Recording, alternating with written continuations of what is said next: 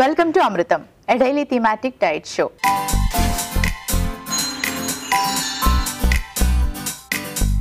ఇవాల్టి మన theme brain food.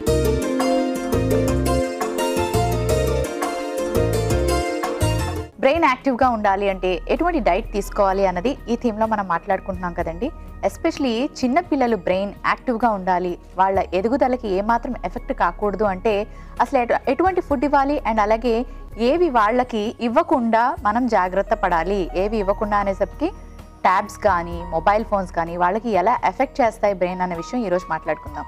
Hi Padma. Hello Monika. Padma, ఇవాల్టి మన థీమ్ బ్రెయిన్ ఫుడ్. సో ఈ థీమ్లో మనం బ్రెయిన్ యాక్టివిటీస్ గురించి, బ్రెయిన్కి సంబంధించిన ఫుడ్స్ గురించి మనం మాట్లాడుకున్నాం కదా. సో ఈరోజు ఎస్పెషలీ చిన్నపిల్లల గురించి అడుగుదాం అనుకుంటున్నాను. రీసెంట్గా నేను ఒక వీడియో చూశాను. ఆ బాబు ట్యాబ్ పట్టుకొని చాలాసేపు చూశాక స్టేబుల్గా నిలబడలేకపోతున్నాడు, నడవలేకపోతున్నాడు, అటు ఇటు తూగిపోతూ పడిపోతున్నాడు అనమాట కిందన. సో అది ట్యాబ్ ఎక్కువసేపు చూడడం వల్ల ఆ అబ్బాయి బ్రెయిన్ ఎఫెక్ట్ అయ్యి అలా నడవలేకపోతున్నాడు అని దాని గురించి ఎక్స్ప్లెనేషన్ డాక్టర్స్ ఇచ్చారు. సో బ్రెయిన్ మీద ఈ మొబైల్స్ కానీ ట్యాబ్స్ కానీ ఈ గ్యాడ్జెట్స్ అంత ఎఫెక్ట్ చూపిస్తాయా? ఖచ్చితంగా చూపిస్తుందనే చెప్పాలి మోనికా. ఎందుకంటే పిల్లలు కంటిన్యూస్గా ఒక మొబైల్ని కానీ ఒక ఐప్యాడ్ కానీ ట్యాబ్స్ కానీ ఏదైనా అంటే ఒక గేమ్ని ఏదైనా కంటిన్యూస్గా వాచ్ చేస్తున్నారు అంటే ఆ పిల్లాడికి థింకింగ్ కెపాసిటీ అనేది ఆ టైంలో జీరో ఉంటుంది. అంటే ఏ మాత్రం థింకింగ్ అనేది లేకుండా బ్లైండ్గా దాన్ని అలా ఫాలో అవుతూ ఉంటారు అనమాట. సో ఇలా కొద్దిసేపు అంటే కాన్సన్ట్రేటెడ్గా అలా బ్లైండ్గా ఫాలో అవ్వడం అనేది ఇట్స్ కైండ్ ఆఫ్ అనస్థీషియా లాంటిది. అంటే వాళ్ళకి తెలియకుండానే వాళ్ళకి ఒక మత్తు అనేది ఆవహించే అవకాశం ఉంటుంది.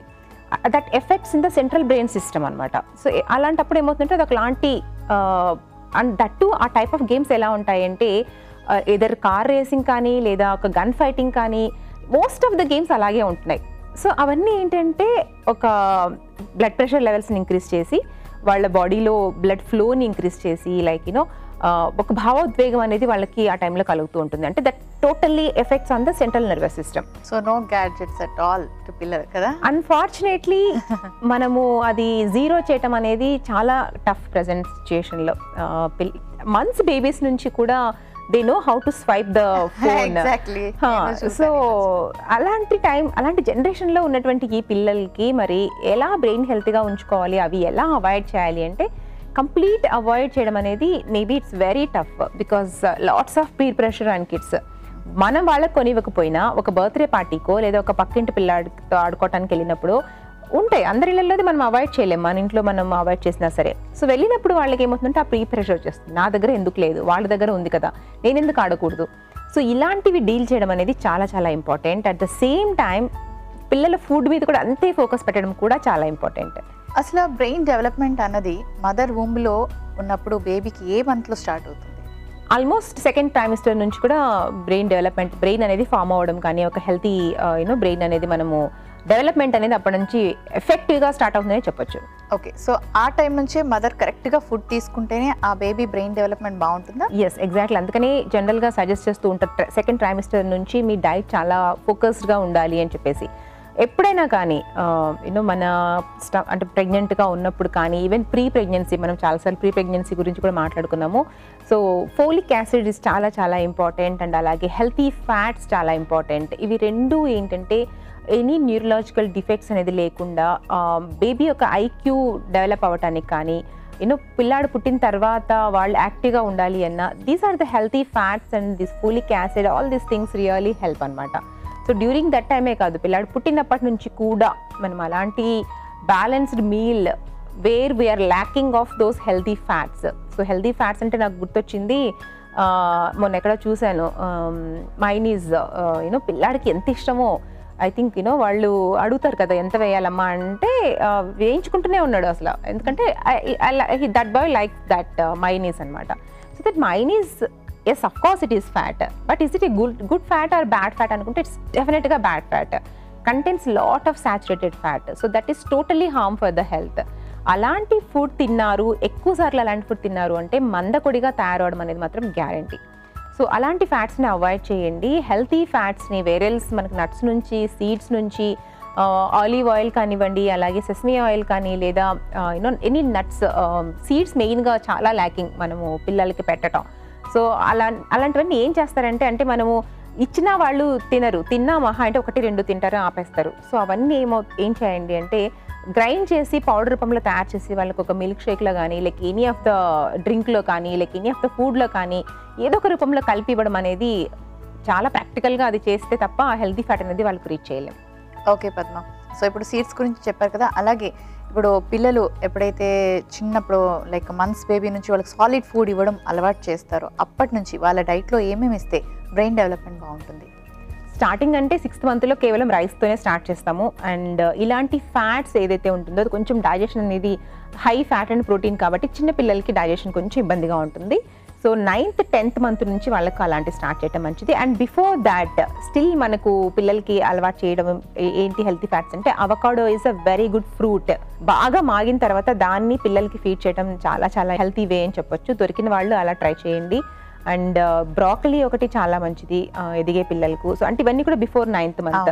కొబ్బరి నూనె కూడా మనం ఏదైనా ఫుడ్ పెట్టినా అందులో కొంచెం కొబ్బరి నూనె యాడ్ చేయడం కానీ ఫ్రెష్ హెల్తీ కోల్డ్ ప్రెస్డ్ కొబ్బరి నూనె అది కూడా, సో దాన్ని యాడ్ చేయడం. నెయ్యి చిన్నప్పటి నుంచి 6th-7th మంత్ నుంచి కూడా నెయ్యి అనేది అలవాటు చేయడం.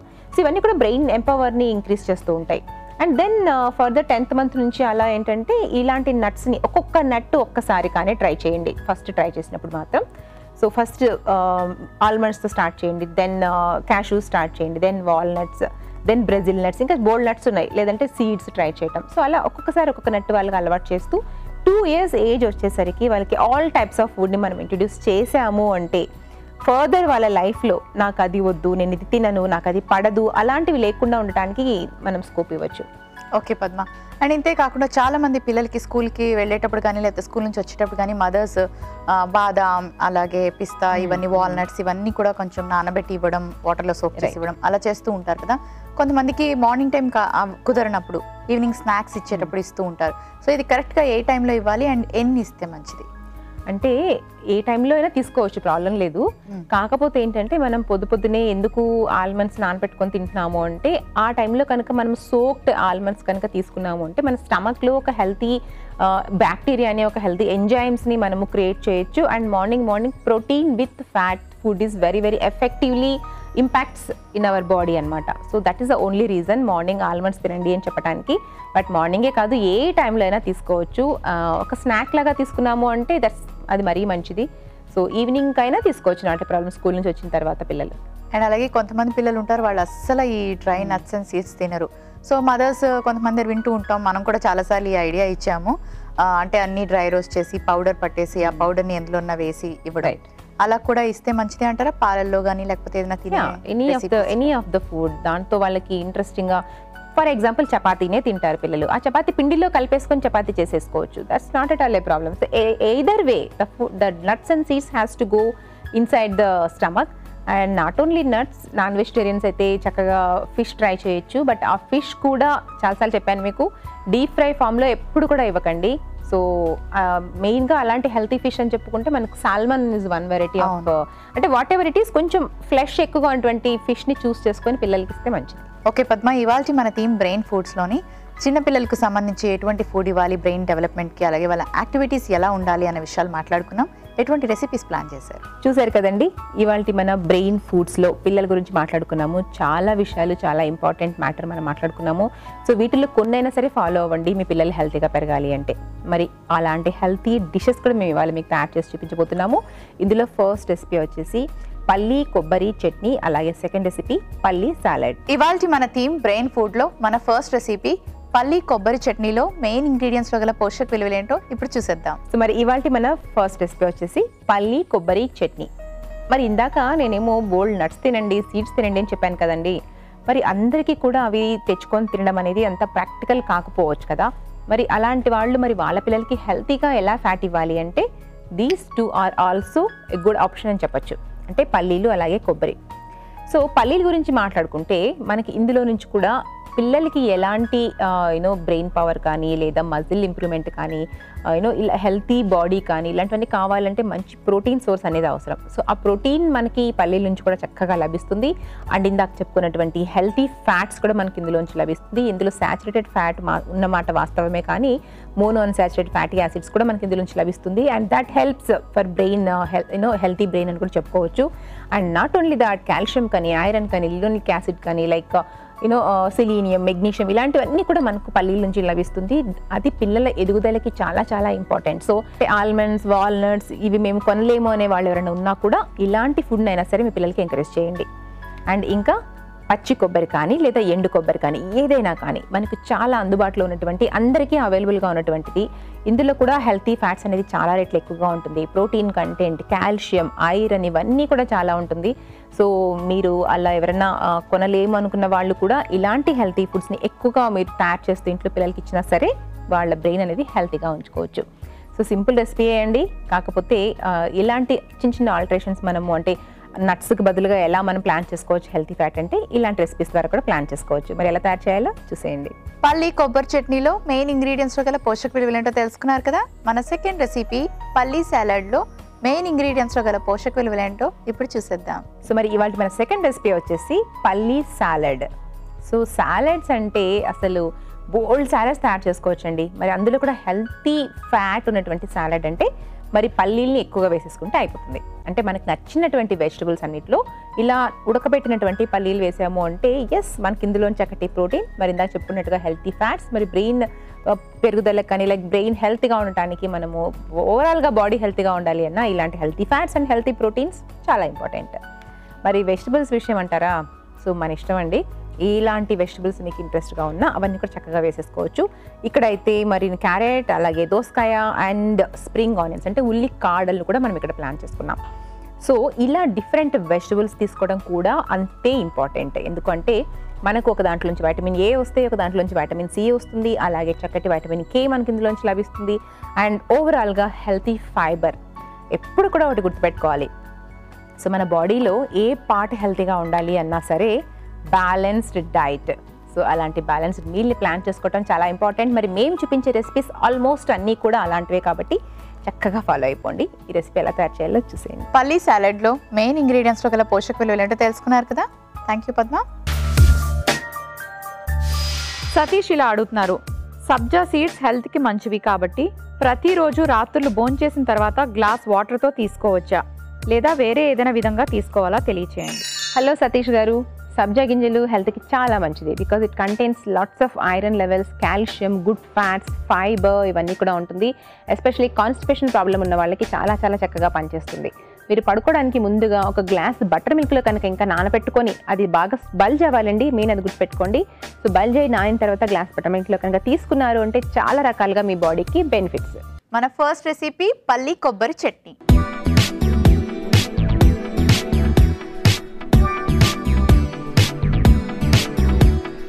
పల్లి కొబ్బరి చట్నీ ఎలా ప్రిపేర్ చేసుకోవాలో ఇప్పుడు చూద్దాం.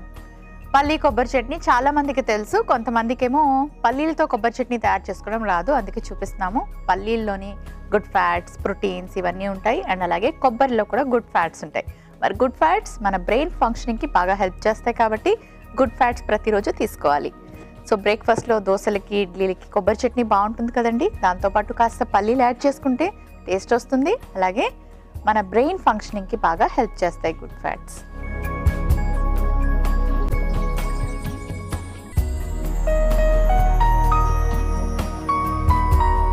పల్లీలు, పచ్చిమిరపకాయలు, కాస్త కొబ్బరి,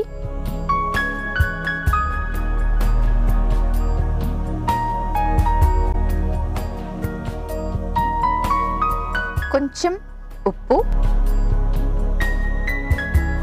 కాస్త కొత్తిమీర, కాస్త నీళ్లు పోసుకుందాం.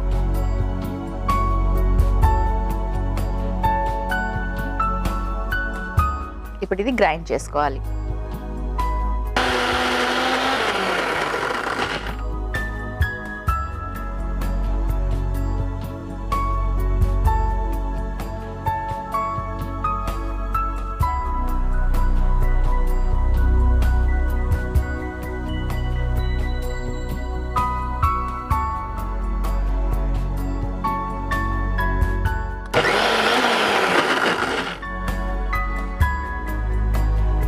ఓకే, రెడీ అయిపోయింది.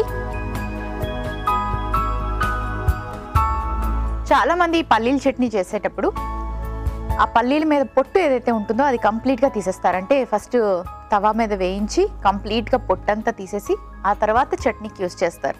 కానీ ఆ పొట్టు కూడా మనకి చాలా చాలా ఇంపార్టెంట్. వైటమిన్స్ ఉంటాయి, ఫైబర్ ఉంటుంది. సో దేనికి కూడా పొట్టు తీయద్దు అని చెప్తూ ఉంటాం. కాబట్టి మీరు ఏం చేయొచ్చు అంటే ఇలా నేను ఇప్పుడు చూపించినట్టుగా డైరెక్ట్గా దాన్ని స్కిన్తో వేసేసుకోండి. సో ఇప్పుడు కొంచెం పోపు పెట్టుకుందాం. కొంచెం ఆయిల్. పోపు పెట్టుకోవడానికి మనం కొబ్బరి నూనె కానీ లేకపోతే ఆలివ్ ఆయిల్ కానీ లేదా ఏదైనా ఆయిల్ మీరు రెగ్యులర్గా యూస్ చేసే ఆయిల్ని యూస్ చేసుకోండి. కొంచెం ఆయిల్ హీట్ అవ్వాలి. అప్పుడు జీలకర్ర, ఆవాలు, పచ్చిశనగపప్పు, మినప్పప్పు తో పాటు కరివేపాకు కూడా వేసుకుందాం. కరివేపాకు ఆరోగ్యానికి చాలా మంచిది. ఇలా కట్ చేసుకొని వేసుకుందాం.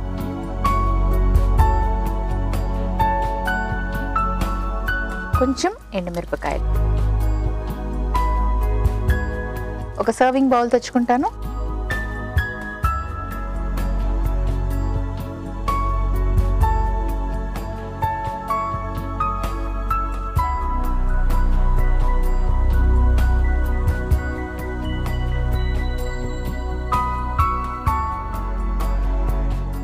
స్టవ్ ఆఫ్ చేసుకొని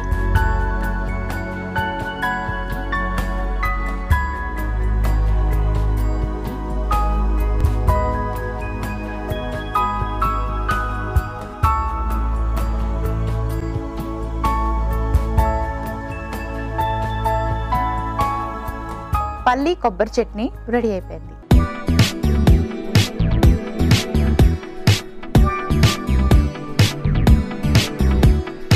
మన సెకండ్ రెసిపీ పల్లి సాలడ్.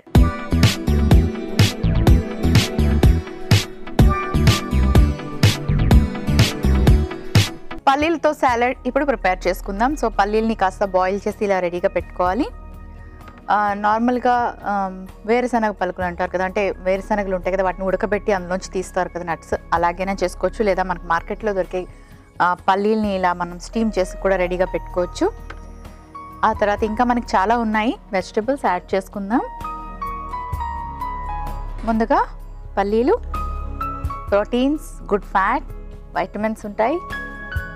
ఉల్లిపాయ ముక్కలు, కొంచెం కరివేపాకు,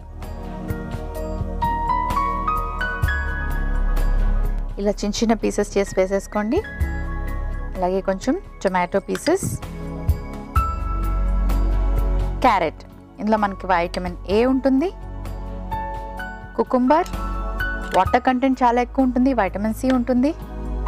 అలాగే స్ప్రింగ్ ఆనియన్స్, ఇందులో కూడా మనకి vitamin C, fibre, vitamin K అన్నీ ఉంటాయి.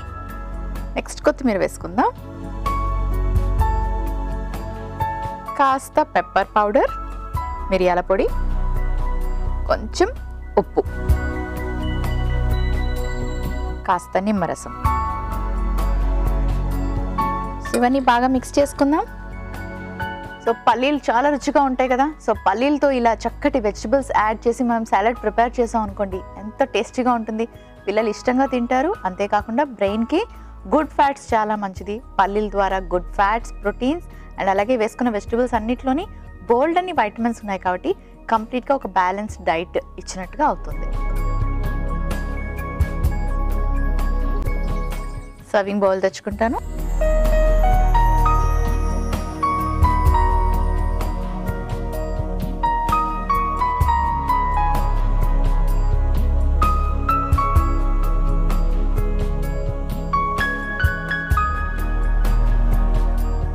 పల్లి సాలడ్ రెడీ అయిపోయింది.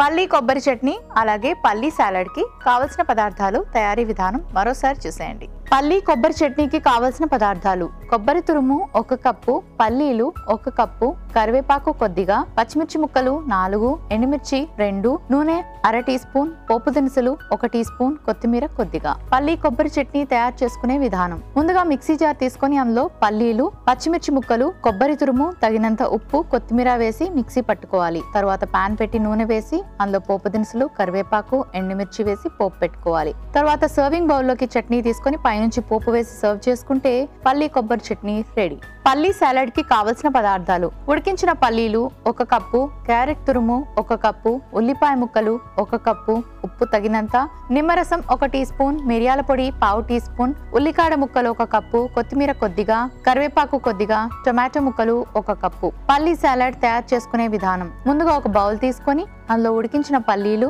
ఉల్లిపాయ ముక్కలు, కరివేపాకు, టొమాటో ముక్కలు, క్యారెట్ తురుము, కీరా ముక్కలు, ఉల్లికాడ ముక్కలు, కొత్తిమీర, మిరియాల పొడి, ఉప్పు వేసి బాగా కలిపి సర్వింగ్ బౌల్లోకి తీసుకొని సర్వ్ చేసుకుంటే పల్లి సాలడ్ రెడీ. సత్యవతి ఇలా అడుగుతున్నారు, నేను విపరీతమైన పింపుల్ ప్రాబ్లంతో సఫర్ అవుతున్నాను. పింపుల్స్ తగ్గాలి అంటే ఎటువంటి ఫుడ్ తీసుకోవాలి తెలియచేయండి. హలో సత్యవతి గారు, సో పింపుల్స్ చాలా ఎక్కువగా ఉన్నాయి అంటున్నారు. బట్ ఏ ఏజ్ నుంచి ఉన్నాయి? ఇప్పుడు ప్రజెంట్ మీ ఏజ్ ఎంత చెప్తే బాగుండేదండి. బికాజ్ టీనేజ్లో అయితే ఈ ప్రాబ్లం తగ్గించడం కొంతవరకు చాలా ఈజీగా ఉంటుంది. కానీ లైక్ 30s కానీ అలా ఉన్నారు అంటే మాత్రం ఫుడ్ ద్వారా కేవలం కొంచెం టఫ్గా అనిపించవచ్చు. బట్ ఎనీవే, పింపుల్స్ తగ్గాలి అంటే మెయిన్గా vitamin C and healthy protein ఎక్కువగా డైట్లో యాడ్ చేసుకోవాల్సి ఉంటుంది. సో దీనికోసం మీరు lots of green leafy vegetables and అలాగే ఫ్రూట్స్ని ప్లాన్ చేసుకోవాల్సి ఉంటుంది.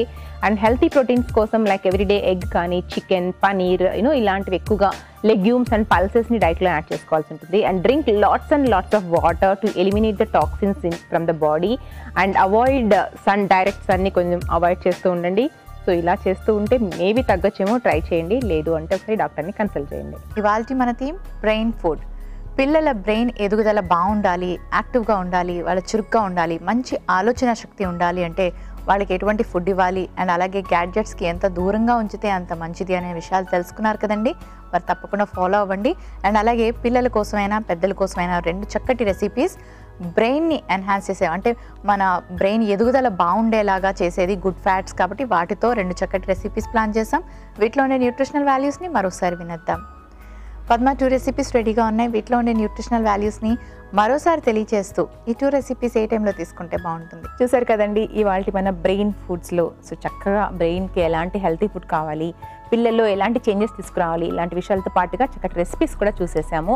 మరి ఈ 2 రెసిపీస్ మరి ఏ టైంలో తీసుకోవచ్చు అని మీకు కనుక డౌట్ ఉంటే, మరి మన చట్నీ అంటే పల్లి చట్నీ దాకా తయారు చేసుకున్నాం కదా. చట్నీ అంటే లైక్ మనం దోసతో కానీ ఇడ్లీలతో కానీ ఇలాగా జనరల్గా తీసుకుంటూ ఉంటాము.